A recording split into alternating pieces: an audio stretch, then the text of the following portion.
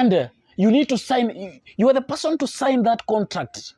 Most of our girls, we have heard of cases that girls are being told you just go through it and no signing. The signing, they does it for you. Who said so? If that contract you're not understanding, ask them to please elaborate for you so that you can understand exactly what are you signing. Somebody cannot just come from nowhere and give you a copy and give you a form to, a contract form, and you're signing is, and you have not even read it. If you're not understanding, they need to use a layman language to please elaborate for you so that you can understand exactly what these people are talking about.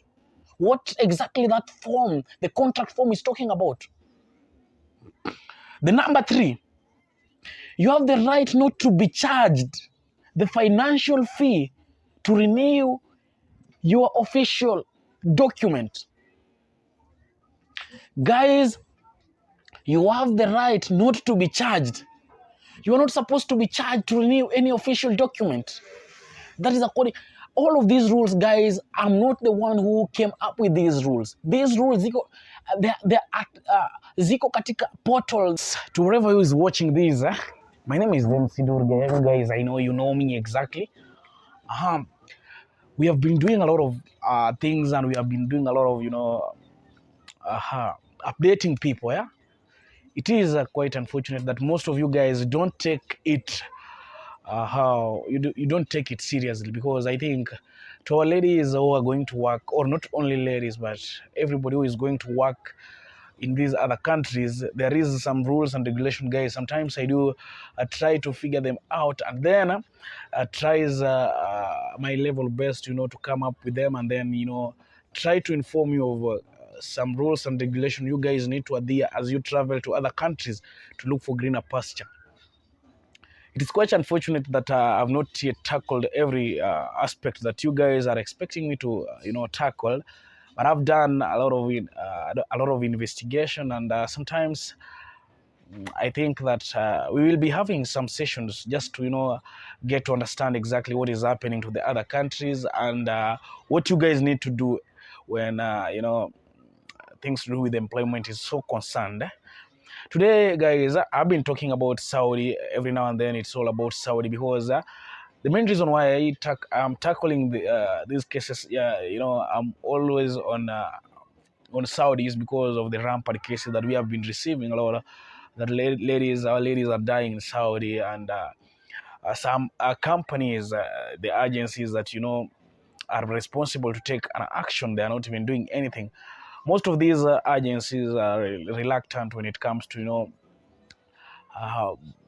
following up cases. When cases arise, the following up habit of these people, it's somehow wanting. Somebody is reporting a case that she's being mistreated, tortured, and the agencies, they are not doing anything that it requires by the law. Today, I've just come up with a certain information that I think you guys, you need to understand. I just come up with, I think, something that you guys need to understand. Today, what I want to talk about is the 11 workers' right. The 11 workers' right. And this one is concerning Saudi Arabia. We have the 11 workers' right that you as an employee, your employees, these are the rules and regulations that not rules and regulation. There is the rights, the entitled rights, the 11 workers' right, the 11 workers' right. This was, these are the rules that most of you, these are the rights that most of you guys, sometimes you don't know your rights. As a worker in Saudi, you don't know exactly your rights. So these 11 workers' rights, you guys need to have it on your fingertip, so that you don't be mistreated, you don't be overworked, vitu kama hizo, yeah? So guys, kunazo vitu ambazo pia nimekata, and you guys, you're forgetting something that the Saudi Arabian, the Salman, yeah, he has a target, yeah. He's targeting something that as Kenya we have Vision 2030. them too, they have the Vision 2030, which in Vision 2030, they are planning that Saudi Arabia should have a maximum, should have like a population of almost 50 to 60 million, people, and is targeting that this should be it should be a half should be foreigners. You see, that a half of the population should be foreigners. So in Vision 2030 in Saudi, the king is planning that the country should have like exactly 50 to 60 million, and this 60 to 50 million, the half population should be foreigners. Yes, so guys, also that you need to put it into your mind. Guys, I'm going to follow these rules and regulation, not rules and regulation, guys. I'm going to talk about the 11 workers' right. And I'm going to start with the first thing that I'm going to start with. I'm going to start, there is this kind of, up to 11, the 11 workers' right. And these 11 workers' right, the people who came up with them, it's the body that came up with them is Ministry of Human Resource and Social Development, that is MHRSD. Guys, najaribu kuongea kitu ambayo pia nahisi nataka kila mtu aelewe. Kama uelewi kabisa, let me just try to explain it a bit in Kiswahili. Nazungumzia zile mkakati, what do we call rules? The rules that are not the rules, yeah? The rights, zile rights wewe kama uko na rights zako wakati unafanya kazi maeneo za Saudi, uko na rights. Kama hapa Kenya, in the constitution of Kenya, everybody have different types of right for freedom of expression, vitu kama right to shelter, rights to own a property, freedom of expression, freedom of movement, vitu kama hizo. As a worker in Saudi, we have 11 workers right that employer wako asipo zingatia yale rights ambazo anafaa kukupa. You have the right to report your employer to the authority. You see? So kuna zile rights ambazo wa Kenya kwa kweli, our ladies who are going to work in Saudi, you need to have these on your fingertip so that you don't be molested, you don't be mistreated by your employer. We have a lot of cases, like now we are waiting for like 5 bodies to come all the way from Saudi Arabia to Kenya. But for us to minimize the number of ladies we are losing in Saudi, for us to stop the habit of being mistreated in Saudi, for us to feel that now we are protected, you guys also, you need to go and look at these, the 11 workers' rights that were given out by the Ministry of Human Resource and Social Development, that is MHRSD. Go to their portal and look at the portal of Ministry of Human Resource and Social Development. Look at the 11 workers' rights. If you don't have the access to the other sites, let me just outline for you these 11 workers' rights that you guys, as an employee, you need to have them on your fingertips so that you cannot be mistreated. If this one is not done according to the rule, according to the law, you have, if one of your right is not adhered to or have been infringed, you have the right to stand and tell your employer, no, this is not right. This is not the right way you should handle me. You see? So guys, the rule number one, the number one right that you should have is a right to keep official documents. The right to keep the official documents. When I talk about official documents, I know guys, you know exactly what I mean.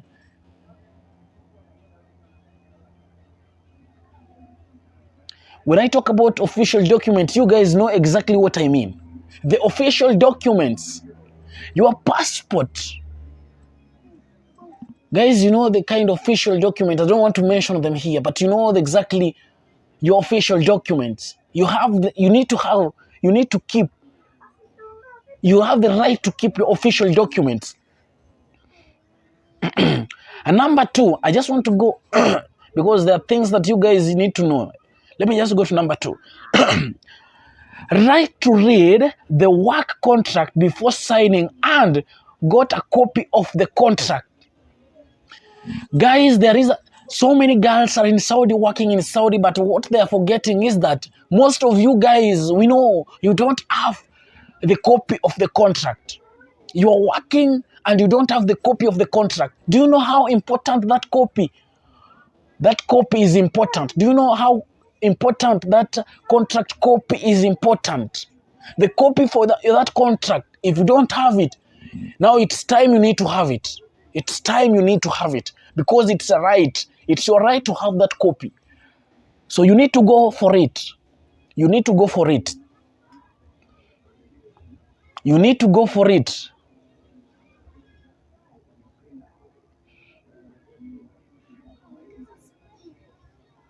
And you need to sign, you are the person to sign that contract. Most of our girls, we have heard of cases that girls are being told you just go through it and no signing. The signing, they does it for you. Who said so? If that contract you're not understanding, ask them to please elaborate for you so that you can understand exactly what are you signing. Somebody cannot just come from nowhere and give you a copy and give you a form to, a contract form, and you're signing is, and you have not even read it. If you're not understanding, they need to use a layman language to please elaborate for you so that you can understand exactly what these people are talking about. What exactly that form, the contract form, is talking about. The number 3, you have the right not to be charged the financial fee to renew your official document. Guys, you have the right not to be charged. You are not supposed to be charged to renew any official document. That is according. All of these rules, guys, I'm not the one who came up with these rules. These rules, they're at Ziko Katika portal. When you go to the portal of Ministry of Human Resource and Social Development, that is of Saudi, you're going to find these rights there. These are the workers' right, the 11 workers' right that you need to have at your fingertips so that you cannot be molested, you cannot be mistreated by your employees. You cannot be mistreated by your employers. We are going to number 4. The rule number 4, the right number 4. Right to refuse to sign document without your consent. You have the right to refuse to sign documents without your consent. You're not understanding what does this document means. What exactly does this document means? What document am I signing? Huh? You need to understand so that if you sign something that you understand. Guys, be keen when signing any document in Saudi. The document should be translated to English, and then if not, you're not able to understand that English correctly, please let them elaborate for you. Don't just go and sign everything that you are seeing there. We are going to number 5. Right number 5, right to receive human treatment. If you are sick, you have the right to tell your employer that you are sick and you need attention, medical attention. They need to take you to the hospital. If you need any medical attention, you need to go there. If you are sick, you need to go there and make sure that you have been treated. We are going to right number 6. Right to refuse to work for someone other than your employer unless it is accordance with the system. Here we have received a lot of cases, ladies. Right number 6, we have received a lot of cases. The right number 6 says this: you have the right to refuse to work for someone other than your employer unless it is accordance with the system. You have been taken to another house. Your employer decides to take you to another house without the concept of the office which brought you to that house. You need to be keen. You need to be smart. You need to have this on your head. You need to have this. You need to have this. The rule number 6, the right number 6 says you have the right to refuse to work for someone other than your employer unless it is accordance with the system. When we talk about the system, we talk about the office. The office needs to be told, and the office are the people who need to now to transfer you to the other house. Don't just decide that your employer have decided you need to go and work to another house without the concept of the, without the knowledge of your, with the office that brought you to that house. You need to conform to the house. That's why it is becoming quite difficult to trace somebody, because the kind, when he was being transferred to another house, the employer, the office was never informed. So it's becoming and these kind of cases are becoming now rampant. Somebody have been transferred without the knowledge of the office. The office needs to have the knowledge exactly what where are you, whom are you working for, and they need to have the data so that if anything happens to you, it's easy. That's why we receive a lot of cases. Somebody was sick, taken to hospital, somebody died, now it's almost 6 months down the line. We cannot trace exactly where this lady is because somebody somewhere tampered with everything. You need to be keen. We are going to number 7, the right number 7. You have the right to receive wages on time. And this one have become rampant. Your employers in Saudi Arabia doesn't want to pay you on time. Somebody works for almost 6 months and somebody has not been paid. You have the right. That's the right that these people, you can stand on them. You can stand. You can take that person to, you can take that person to the authority, the responsible authority. You have the right kumshtaki. The right to receive wages on time. They need to pay you on time.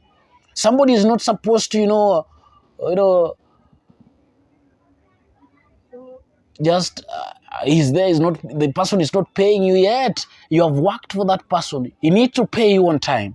We are going to right number 8. Right number 8 says, right to take a break during work. You have the right to take a break during work. You have the right to take a break during work. We have some right that we must, I must elaborate so that everybody understands. You have the right to take a break during work. And then right number 9, it says, right to obtain a written or a document work contract according to ministerial decision regulating this matter.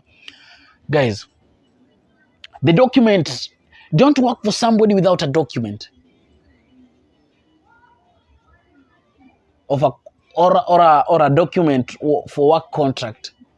That have that contract. That's why even I told you there is a right there that says that you need to have a contract.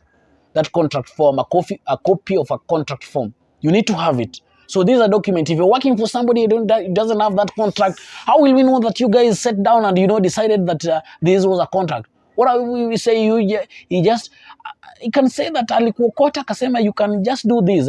Unaweza kuja ukae na sisi hapa for some times. Atakuja alete vitu mingi if there is no contract to prove that you're working for that person. Even the person can deny you salary. Aseme kwamba wewe alikupata tu and you are crying, then akaamua kukusaidia. Now it brings a lot of cases, guys. Another thing, that's right number 10, it says you have the right to obtain to be given, you have the right to be given a traveling ticket value and finally exit as well as the transfer of services. Yes, guys, it's this simple. After the contract,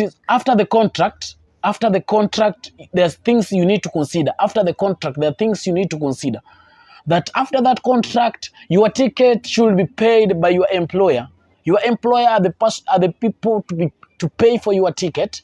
The other thing is that your employer is the person. Any transferring fee that will be charged, they're supposed to start. They're the people who are supposed to pay for. Yes. Number 11, that is right. Number 11, the last one. It says you have the right to refuse to work under sun or in bad climatic condition without taking any necessary precaution in the period specified by a decisions of the ministry. So guys, that is the last one. There is some harsh conditions that that you guys don't need to work under those harsh conditions. You need to you need to have these are the areas are being specified by the ministry. So guys, if you have any problem or these kind of rights are being infringed, you have the right to go to the portal, the Ministry of Human Resource and Social Development, that is MHRSD. If you guys want to exactly have a copy of these so that you can go through, just go to the portal of Ministry of Human Resource and Social Development, that is MHRSD. You're going to find these the 11 workers' right, and they also, it is being said that it will be considered as one of trafficking in persons crime is violated by the employer. Now you get it? You get it? If any of these has been infringed, or somebody has not done exactly according to this, it will be charged in the court of law. It was this that I've just felt that guys, we needed to share some things. Sometimes it's we need to sit down and share something, because a lot of cases have been a lot of cases we have received, and these cases are becoming rampant, because sometimes I feel like you ladies and gentlemen working in other countries, and more so I'm talking about Saudi, is that sometimes you lack somebody to exactly inform you of exactly what is supposed to happen on the other sides. I took my time just to give you a grip of exactly what is happening, and I wish you guys that you will continue following up, because I'll be giving you an update of everything that is happening. And meanwhile, I keep it locked on Durgas TV. Make sure you guys subscribe for this YouTube channel, because it is a channel that I decided now I'll be using this platform to make sure that I update you of everything that is happening in the Middle East. And yeah, so guys, just keep it on Durgas TV. Don't forget to press the notification button, so that when I upload any video, you will be the first person to subscribe to our subscribers, those the returning subscribers. You guys, I just wish that you keep sharing this information, so that it may reach so many people.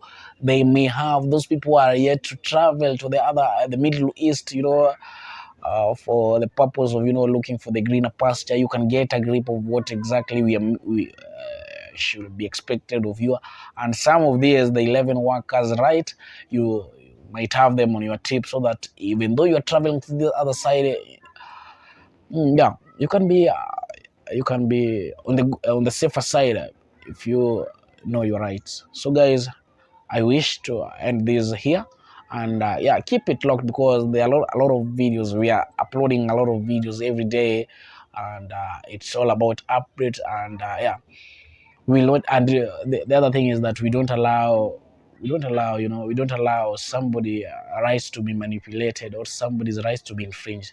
So in case of those cases, meanwhile, we still address those cases. The kind of cases, we'll still address them. Yeah, thank you guys.